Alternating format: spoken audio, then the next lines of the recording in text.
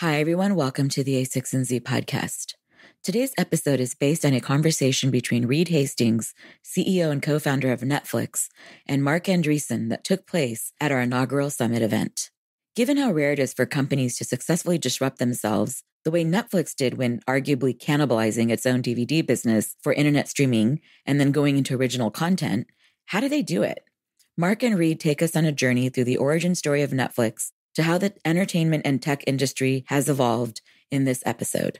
And perhaps, Reed argues, we need more sophisticated metaphors than only the paranoid survive for business leaders to anticipate the paths and judgments behind which of the competitive paths they should put the most effort into when they're thinking about what comes next.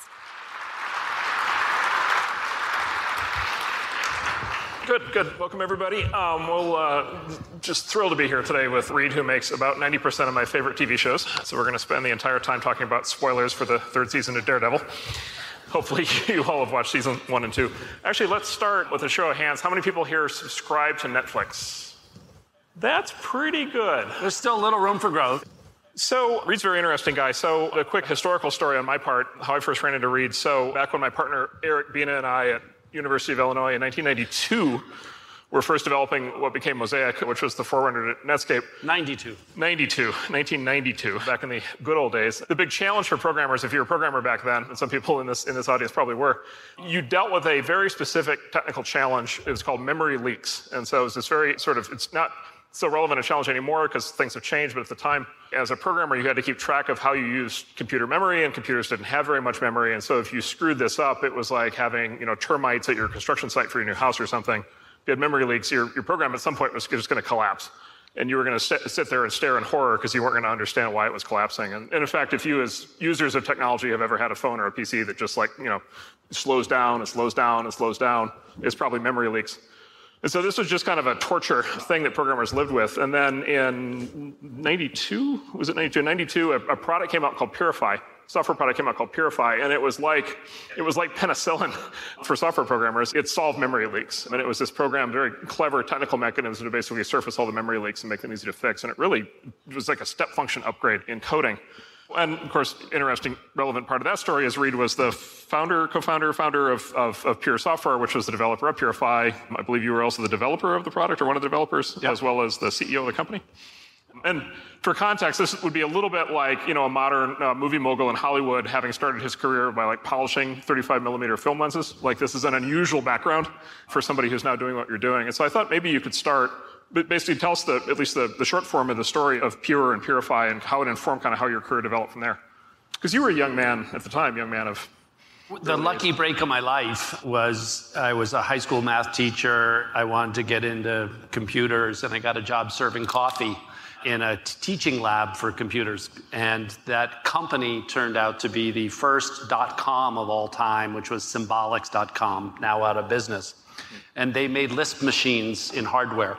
And this was an architecture that was a 36-bit data word, so it's 32 for the data and 4 bits of real-time data type tagging. And I didn't think that much about it, except I learned a lot about Lisp in that area. And then 3 years later at Stanford, doing lots of C programming, and I'm so frustrated, where's my data type tagging? And I realized that it would be possible to implement that all in software with the techniques that Purify used.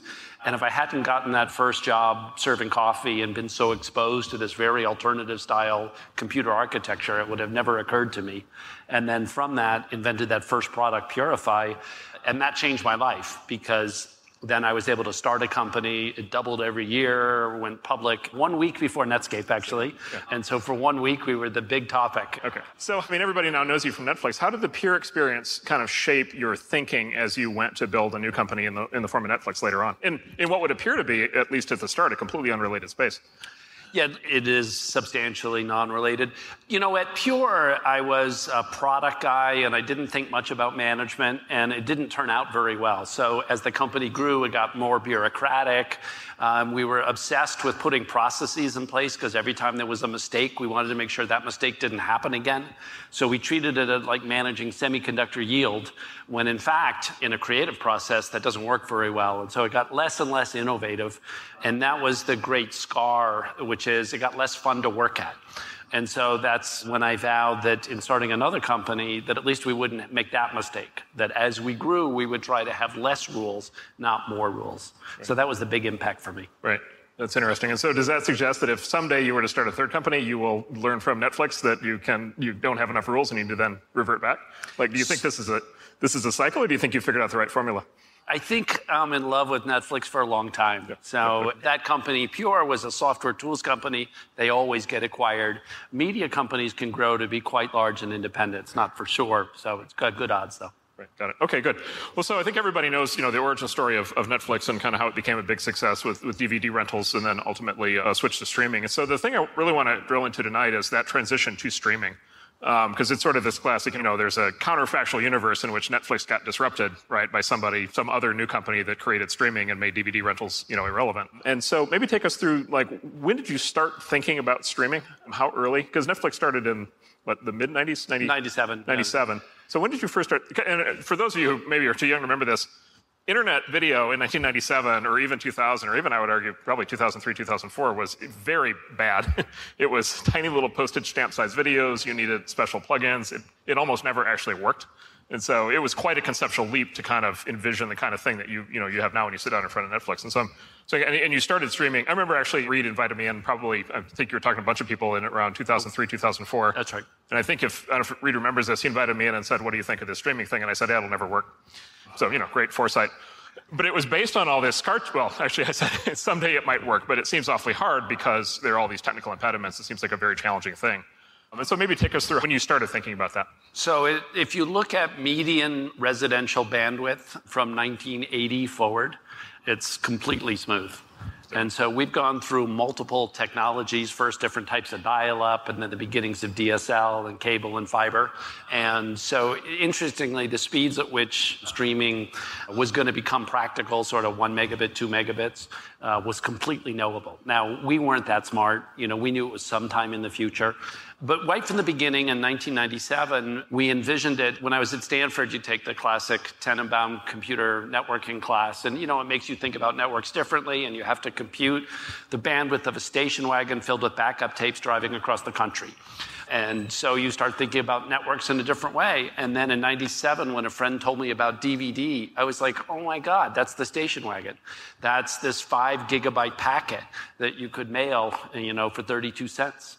Very high bandwidth. Very low latency. Yeah, that's right. No, high latency. Yeah, 24-hour latency, but good throughput and right. Slightly better than carrier pigeon. Yeah. So it was, again, it's that cross-fertilization of metaphor. So we always viewed the DVD by mail as a digital distribution network, and then we knew eventually, and that's why we call the company Netflix and not DVD by mail or that kind of thing. Right. So we had the slight advantage that the thing that our first business, we didn't totally fall in love with because we knew it was temporary. It was the path to something else. And I think that helps in comparison to other people like the founders of Blockbuster who get so associated with store that it's hard to think outside of that because it became such a big thing. Right. And so how did you make the decision on the when to pull the trigger and when to start streaming? We knew that it was an issue. We went public in 2002, and we said eventually streaming will come, and we called it internet delivery because we knew it would be some mix of downloading and streaming. But we really didn't do that much on it until 2005, which was YouTube. So when we saw YouTube, it was like amazing because even though the video quality wasn't great, you could click and watch immediately. It was like television. Right. But it was click and watch. Right. And that's when we realized, wow, it's beginning. And so we started that effort then, which was a mix of content licensing and technology development, and then launched that in 2007. Yeah. And then, as Clay probably described, the key thing is not getting into the new business. Lots of companies do that. They just don't get in and make money. They don't create it as a profit driver. They get in and dabble with it and lose money in it, essentially. And so we knew that the key was really focusing on it is how is this going to grow into its own business? But it was too young to, so we hybridized it with DVD. By too young, literally didn't have enough content. So we couldn't have sold a streaming content service on its own. It was part of the DVD subscription. And then as the usage grew and grew and grew, we knew eventually we'd be able to split those apart. So that took us up to 2010. Then we did our first test in Canada, our first test of streaming only. So we picked a new country that wasn't used to our DVD service to see, with the content that we can get, can you build a service that there's word of mouth and grows in another country? And the Canada experiment was a rocket ship. In the first 3 days, we got as many subscribers as we thought would take 3 months. And so it was clear that you could position Netflix as streaming only if you didn't have the heritage. And from then on, we focused on, how do we get streaming only, obviously on a global basis. Yeah. So the other thing, of course, Clay talks about why companies tend not to be able to make this shift is because the management team, the guys, the people with P&L responsibility for the old business consider the new thing to be a threat, right? A cannibalization threat. Did that were there people inside Netflix running the DVD business that were like, wait a minute, what are we doing?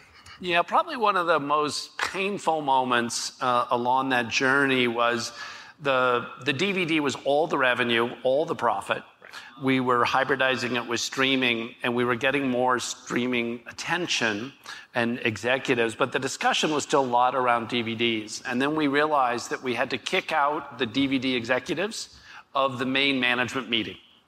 And that was hard because we loved them, we'd grown up with them, and they're running everything that's important. Right. But they weren't adding value in terms of the streaming discussion. And we realized we always compared ourselves to, compared to a streaming pure play, what would we do? And so it was very personal.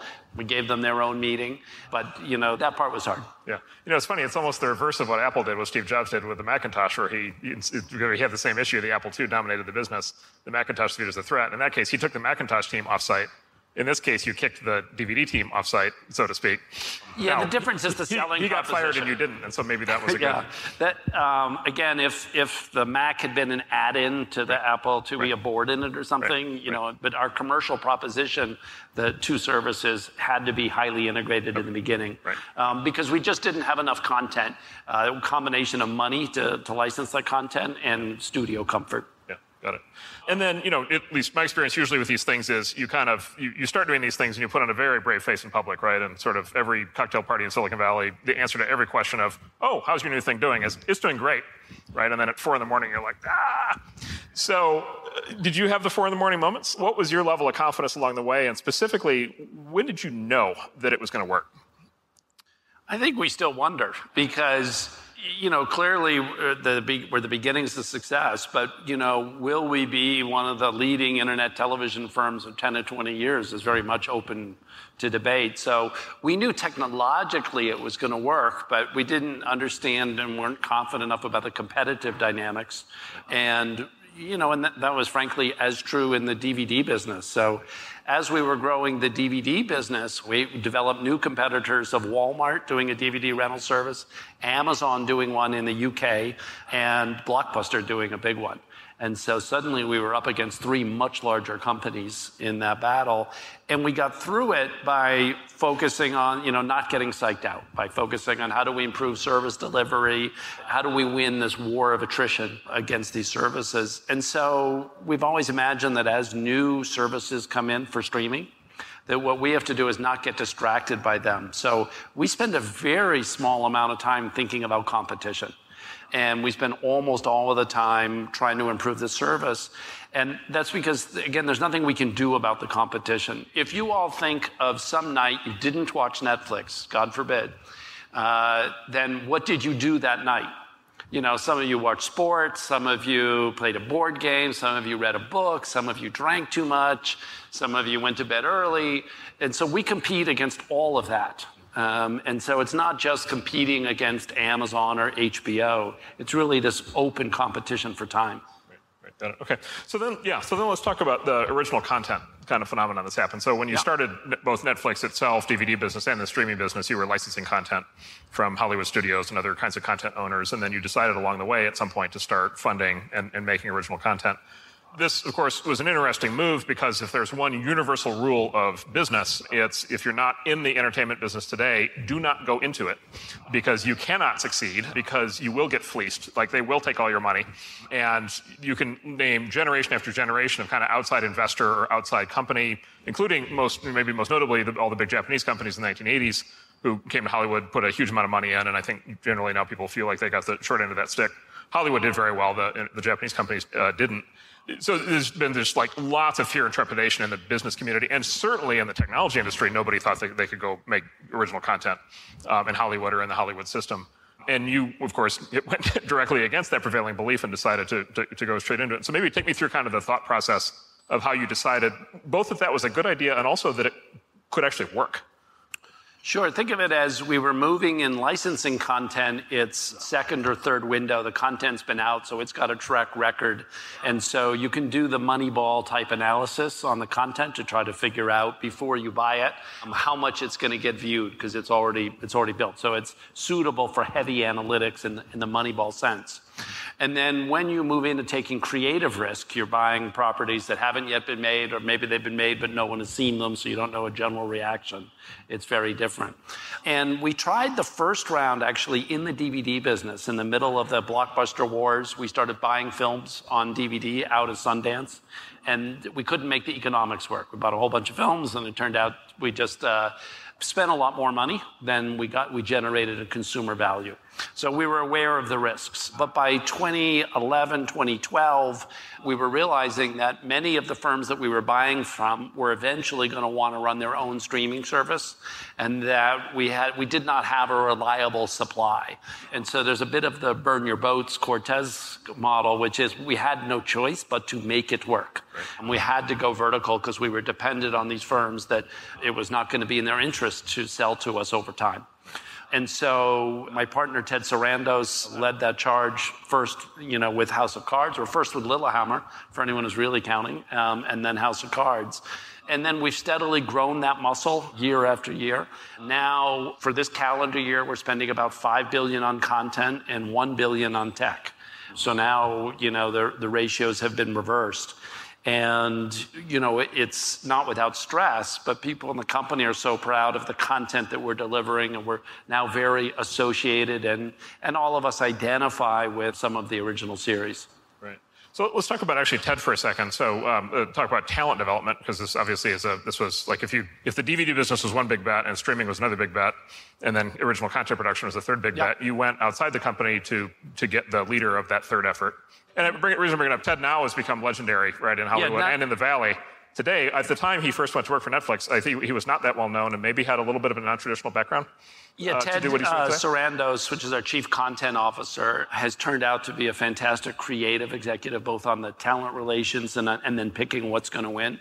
And he was always a very curious person, but he came out of warehousing. So he ran warehouses literally for Blockbuster. Not like metaphorically warehousing, like actual, literally actual physical warehouses. Hourly workers. And then he had moved himself up to be doing DVD revenue sharing for a small video chain that was competing with Blockbuster when we hired him.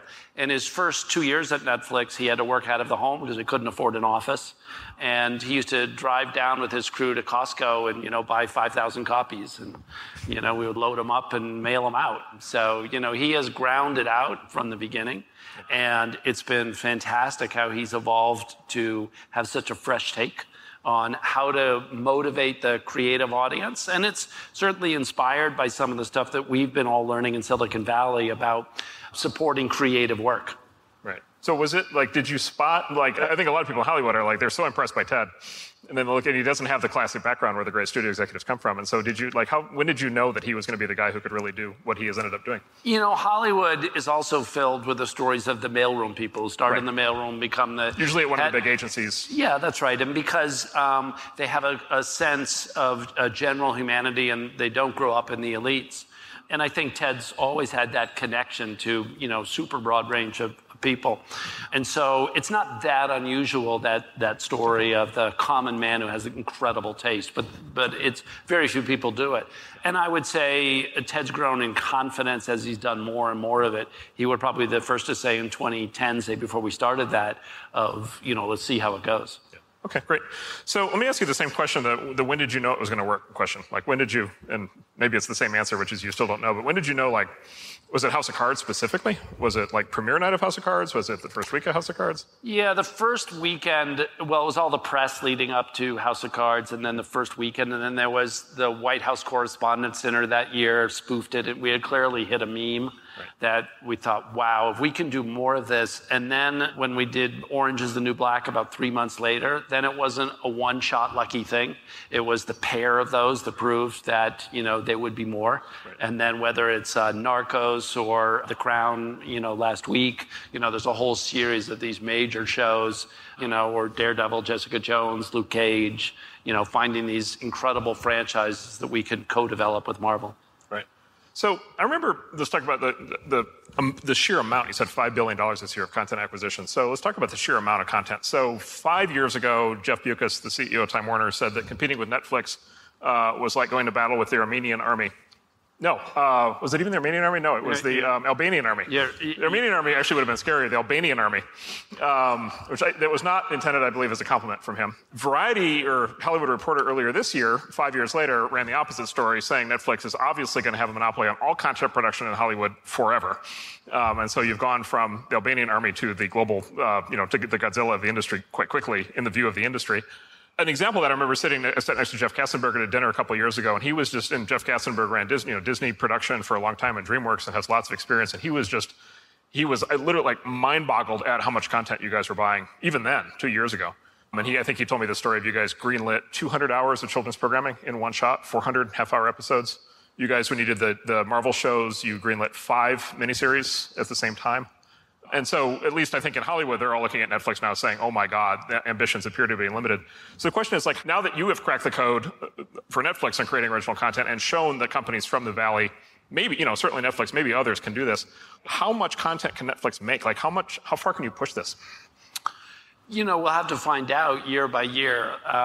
We're about $8 billion in revenue this year, and we think of it as the customers, all of you, are giving us your money, and our job is to turn that into joy. What we have to do is create amazing content, stream it perfectly all over the world to you, and if we do that, you'll give us more of your money, and then we have to turn that into joy. And so for every incremental $1 billion that you all give us, then it's our responsibility to do the best shows that we can that convert that into the most joy, and we measure that with viewing and a few other metrics as possible. If you look at the total global ecosystem, we're still sub 5% of all content being made around the world. So, pretty tiny. We're 87 million members, which compared to Facebook's, 1.76 billion is pretty tiny, or to YouTube's billion. So there's we're well behind internet scale companies, so long way to grow on that front. And what's happening is as smart TVs are selling and most people watch most content on TVs, then that's opening up tremendous new markets. So that's a next 10-year story, is more and more smart TVs playing not only Netflix, but playing YouTube and BBC and many other networks. So it is shifting to where the risks of us getting squashed are less, and the risks of our competitors, partners, and suppliers getting scared is increasing. And it's up to us to play that maturely, where, we're not filled with our own sense of success, and instead we're, just out trying to do the best shows we can. But we're pretty convinced if we can stay focused on just the greatest shows, the greatest movies over the next couple of years, then, we'll have great progress, and we'll see how it shakes out. Right. So another kind of surprise that people had, I think, at least when they watched Netflix as a consumer, as from the industry, the surprise I had is it's like, okay, Lilyhammer, I'm not sure people knew, probably an experiment. And then House of Cards and Orange is the New Black, as you said, came out back to back. And that kind of branded Netflix out of the gate as kind of edgy, kind of transgressive content, right, of different kinds. This very dark view of the political future, this very, dark view of a women's prison or whatever. And so I think the view was, okay, now Netflix is going to be dark, edgy, millennial, kind of stuff, like premium content. And then you guys you did Fuller House, which is the sequel to Full House, which does not fit in the genre I just described. I would watch it if it did, but it doesn't. I want the dark dystopian version of Full House. If you're taking requests. You did a big movie deal with Adam Sandler, which is a very completely different genre, and it appears, and everybody saw from the reel, it appears now that you've hopscotched across many genres. And so I was curious, is there a Netflix brand of content? Is there a Netflix targeted viewer, or is it unlimited diversity, or something in the middle?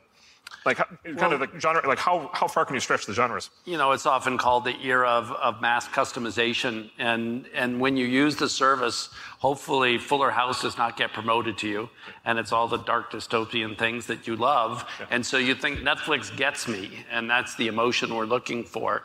But yeah, the content's incredibly broad. And when you look on a global basis, it's wildly broad. We're getting all these Japanese films and British shows. And so, what we want to really do is connect people and not treat them as, that's someone who's by these demographics or that location, but treat them based upon their viewing. What's the kind of content that you want to relax with and make you happy? And so it's very much focused on, using personalization so that you can have that breadth. So if you think of the old world linear TV, there's all these different channels in the grid. And then if you're going to differentiate from broadcast cable, which is pretty generic, then you have to have an attitude like Hallmark, and there's a certain type of show, Lifetime, FX, HBO. But you had to carve out an identity. But on the internet, because of personalization, we don't need to be associated with just one type of content. And so that's the great enabler. A great example of a super smart guy that all of you would like is Jeff Bewkes, who runs Time Warner, who's, Stanford MBA, he's been in the business, ran HBO for 20 years, a very thoughtful guy. And yet he missed the Netflix thing. And what happens to people is they associate you as you are, not as what you can become if the technology matures. Okay? And so he looked at Netflix in 2002 and would say things like, the internet can't do video at scale. And it was like, okay, narrowly that's true, but broadly that's not true because that's going to change. And so, and he was frustrated that investors, which are pretty good at seeing these long-term trends, kept hitting on him of, what are you going to do about Netflix? What are you going to do about Netflix? And he would say, come on, it like barely runs. And that's what in frustration made him be incredibly dismissive. So that comment that he made will define one part of his career, like Steve Ballmer's iPhone, commercial or hit. Which, now that I know him well as a person, he's actually a great and super thoughtful guy. But sometimes, and this can happen to any of you, you get trapped into a certain paradigm. You're frustrated about investors always asking you about threat X, and then you say something dumb that counterpositions. This is, the original one was 45 years ago, which was Ken Olson, who ran Digital Equipment, said Unix is snake oil. And once he said that, that was the end of the company. Okay, because he also said there's no reason for anybody to have a PC in their home. Yeah. So, he and in his time, he was an amazing and thoughtful leader. So, they built one of the best Digital Equipment, was one of the best companies of the 60s and 70s. Well, Thomas Watson, the founder of IBM, Thomas Watson Sr. said in the late 40s, there's only a world market for a total of 5 computers. Yeah. So the lack of imagination amongst us leaders, it can be very high. And it's easy to look at those guys and say, what idiots? Yeah. But in fact, they are us, and so it's very hard to, people say things like, only the paranoid survive. That was Andy Grove's quote. And the problem with that is it encodes a truth in a way, but it oversimplifies because the paranoid are delusional. They see crazy things all the time. Okay? And business isn't that easy. You don't get to just imagine everything is going to crush you, or you get totally distracted on the wrong threats. And really, to be great at business, it's like being great at chess. And you have to anticipate which series of things, 7, 8 moves down, are likely to happen. And by the time in chess you go 7 or 8 moves, the tree of possibilities, is at the limits of human understanding. And so you have to prune the branches. That's probably not going to happen. So I'm not going to explore that. And if you prune wrong, then you get checkmated. Okay? And that's the same thing in business. And so we need more sophisticated metaphors than only the paranoid survive to anticipate, okay, what are the paths and all the judgment that it takes of which competitive paths do you explore most? Right. Okay, so let's talk about industry structure for a little bit, and then we'll get to a couple other fun topics. So other than the rise of Netflix in the last 5 years, probably the most important structural change in the entertainment, internet, telco world that we all live in was the combination of Comcast and NBC Universal, which is kind of once upon a time the movie studios owned all the theater chains. Then they got disaggregated in the 50s due to antitrust.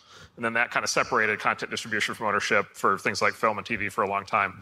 And then it seems like Comcast NBCU is kind of putting that back together again. You own the pipes, you create the content, and you have kind of a closed ecosystem. AT&T, of course, now famously has bought DirecTV, which puts them in the content business directly, makes them a huge customer and increasingly direct producer of content. AT&T now trying to buy Time Warner. Is this a trend? Do you, when you play your chess game in your head, do you look out 10 years and say each of the big telcos is going to partner up with a big media company like this? And if so, does that mean that Netflix needs to buy a telco? So I think you're misunderstanding what NBCU and Comcast is about. So Comcast serves about 20% of U.S. households, about 20 million households. And then NBCU is a global content producer. Okay, and so the amount of interlock, they can't take the NBC content exclusive to Boost there. So it's not really much of a vertical integration. So you might say, well, why are they even bothering? So it's a tax law thing. So if Comcast is very profitable, if you return all that money to your shareholders, it gets taxed. So the shareholders would like you to invest it smartly if you can, if you're trusted to invest it, rather than return it to them and keep it tax shielded.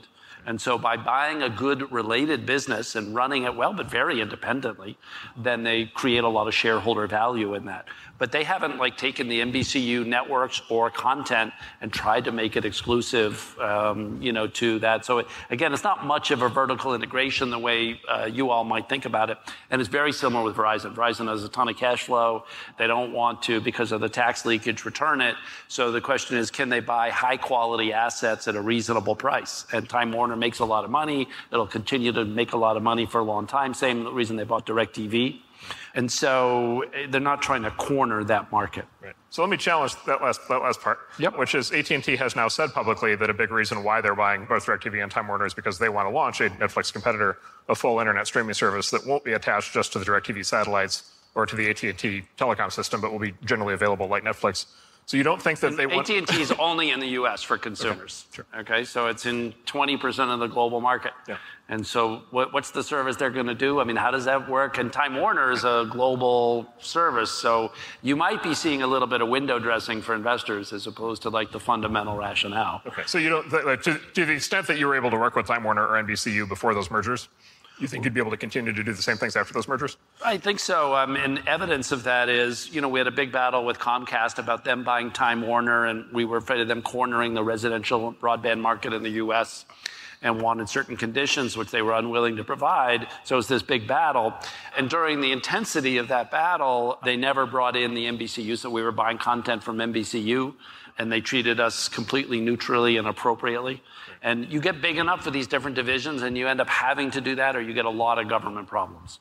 And they ran it very thoughtfully and maturely. And AT&T's the same thing, which is you spend all that money for Time Warner, which monetizes the content globally, then you want to monetize that globally. And yes, they own a lot of mobile pipes in the U.S. and kind of 10% on residential, but all in the U.S. So I don't think, other than we want to be treated the same as HBO's bits in terms of zero rating and net neutrality, which is a relatively minor condition. I don't see a big problem with that. Okay, got it. And then, so as I said... So do we need to buy a telco? No, because we're not trying to, we work with over 500 ISPs around the world. Right. Okay, so just like Facebook or Google or anyone, we're an internet company. Right. The last thing, how well has Google Fiber worked out for Google? Right. It's not so well. It's hard stuff, and it's much better to just add incredible value as an application layer. Right. Okay, got it. Now that, with respect to Silicon Valley, so now that Netflix has proven, Netflix's instance of one, previously there were zero, now there's an instance of one of there can be a scaled Silicon Valley first-class technology company run by a first-class technology team that can actually go buy and create content at scale. So now that what now looks like a myth of the past that was, not possible. So Pixar, EA. Well, okay. So it's a broader universe than you're thinking. Okay. So, obviously Pixar, you all know, but EA in the gaming market has been tremendously successful, based in Silicon Valley. And there's some tech in it, but it's fundamentally a creative enterprise. Yeah. So I think of it as when you need to develop a new muscle as a corporation, if it's essential that you do it, and you're going to allocate, say, a third of your resources to it, you can master a new skill. It's not impossible. What's impossible is to dabble in it. Okay, for a non-tech company to do a little bit of tech on the side, that will never work out. Right. But if they must get good at that area and they're a good management team and they put, say, a third of the company to it, right, they can figure it out, including on the creative barrier. Right. And so that's why I think it's more permeable and it's less magic, in some other way. But, definitely the stresses, and EA faces this, Pixar did, between the tech people and the content people are material. But again, if you think about Apple, what they really did with the iPod is combine fashion and technology. And because they successfully sold it as fashion, they made us all get them. And none of the fashion houses could do the tech, and none of the other tech companies could do the fashion. And so for many, many years, they owned that space. And, what we're trying to do is combine personalization, on-demand content, smart TVs, all these very geeky things with this incredible content. And if we can combine the two of them better, that protects us against HBO, which is very good at content, but not so good at tech, and, a tech company that's trying to move into content. Right. So then let me ask directly then. So in the case of an Apple, which I think is just now really starting to put its foot in the water on this stuff, Google, which seems like it's exploring increasingly original content, and then obviously Amazon has gone in, I think, it's dove into the water and is now making quite a bit of actually, and quite very good programming. Man on the High Castle and other shows like that. How do you handicap the other major Silicon Valley companies? Like, we're sitting here in 5 or 10 years, will it be an increasingly routine thing for scaled tech companies to be doing this? Or do you think it will still be a relatively idiosyncratic thing that only a small handful of companies will be good at? I think if for the Silicon Valley companies, so Google, Apple, if they want to spend a third of their management resources in this area, then they could probably get in and be big at it. But that's a big chunk, and they're oriented around other things. Yeah. In Amazon's case, I would say they've exceeded the amount of investment that I would have thought they'd put in. And they spend a tremendous amount of money in the area, and some of the shows, as you said, are working out. But I would imagine that from a focus standpoint, it's just not at the core of what they do. The core of Amazon Retail and AWS are operational excellence and margin efficiency. In entertainment is a very different thing. But I say that, and then I look at Jeff Bezos, and I think not only is he running one of the most amazing companies in the world, but then he's also doing Blue Origin and also doing the Washington Post. Right.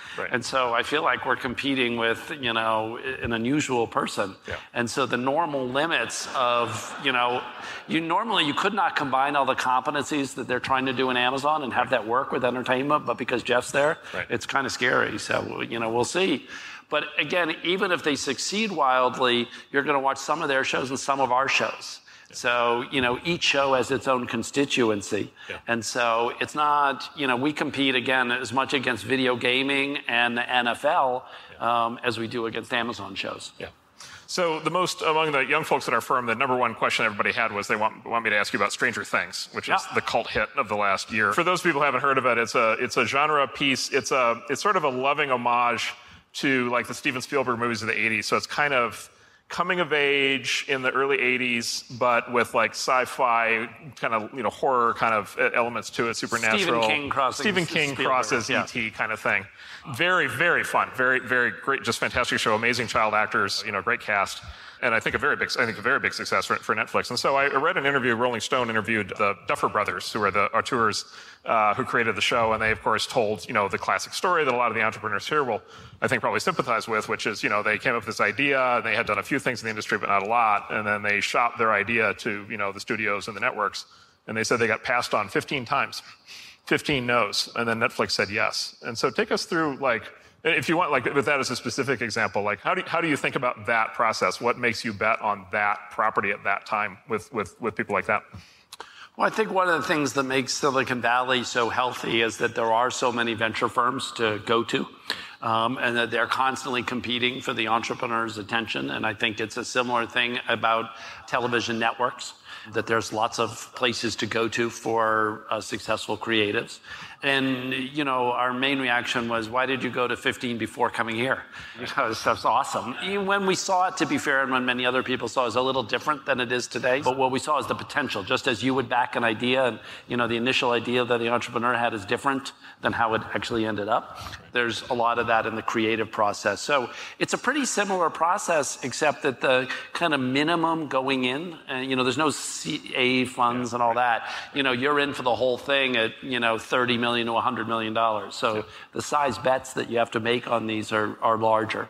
But otherwise, it's a pretty similar structure in many ways with the entrepreneurs coming. And what's great is that our guys had a fresh take on, we didn't, the lore was you couldn't combine kids and scary stuff, and this wasn't going to work. And what we saw is the potential. We turned out to be right, but there'll be other things that we probably will back in the future that don't work, and so that's okay, obviously, just as it is, for you guys. Yeah.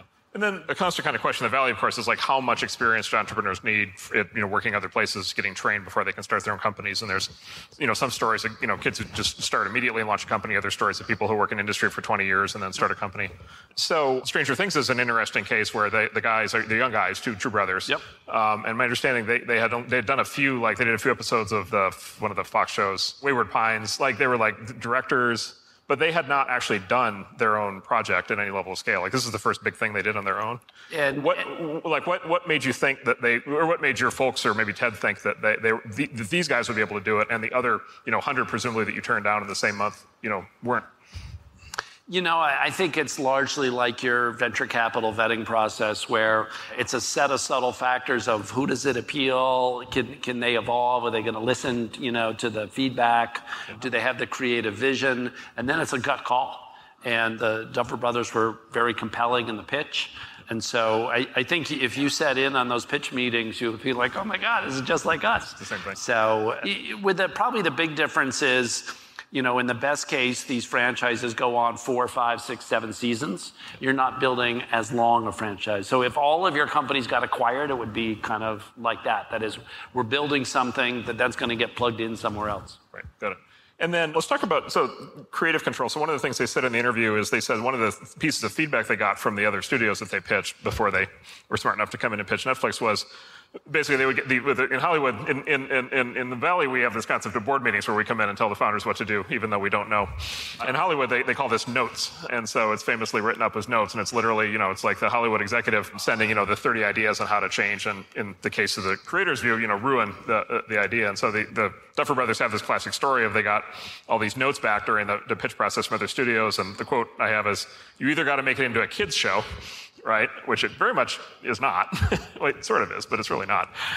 Or make it about the detective character investigating paranormal activity around town, right? Make it into like a Monster of the Week, X-Files kind of thing. And of course, both of those were wildly off vision from what these guys wanted to do.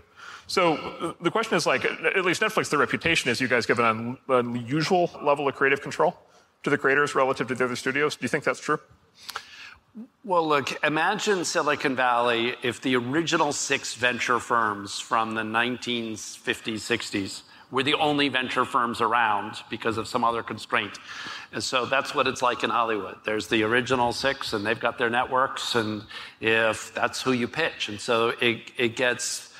there's a lot of dysfunction that comes out of that, which is there's not enough competition. They all move between each other. It doesn't really change very much. No one's trying to innovate much. And so if you can try to imagine Silicon Valley with just the old venture firms, and that was the only places to go, that's how Hollywood is.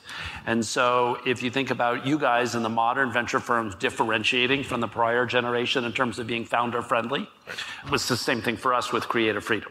Right? You're looking for a differentiator because the existing system has misunderstood something, and you get to encode and hopefully be branded around some truth that then really helps you differentiate. But again, you would find it a much softer target there than in the venture capital side, because if you didn't own cable networks, you couldn't break into the business. And so there was a significant constraint which gave them huge margins. So cable networks have been running at 50% gross margins. And, this unheard of in U.S. business, right? You have to be up at, Windows monopoly levels to get to there. Right. Got it. Okay, good.